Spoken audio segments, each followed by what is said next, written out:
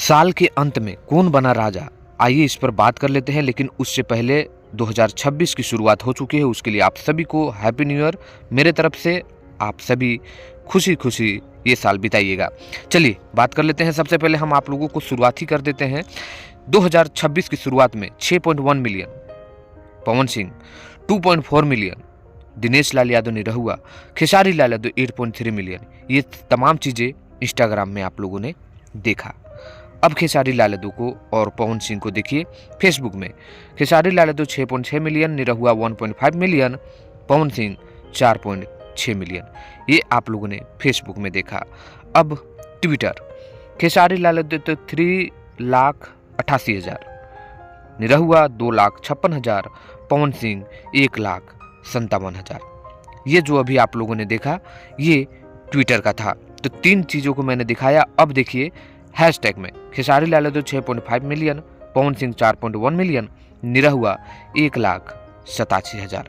अब चलिए विदेशों में खेसारी लाल यादव और पवन सिंह को लिखते हैं, क्योंकि यही दोनों गाने गाते हैं। तो नेपाल में चलते हैं। 126 मिलियन पूरे साल भर में खेसारी लाल यादव को, पवन सिंह को 111 मिलियन। ये सब तमाम चीज़ें मैं क्यों दिखा रहा हूँ आप लोगों को लास्ट में बता दूंगा। अब श्रीलंका देख लीजिए, खेसारी लाल यादव 44,000 से ज़्यादा वहाँ देखे जाते हैं, पवन सिंह को 22,000। ये आपको साल भर का श्रीलंका का मैंने दिखा दिया। अब मैं आप लोगों को बांग्लादेश का दिखाता हूँ। 14.4 मिलियन खेसारी लाल यादव को मिलता है और 7.35 मिलियन, यानी लगभग डबल बांग्लादेश में खेसारी लाल यादव को देखने को मिलता है यूट्यूब पर। आगे चलते हैं।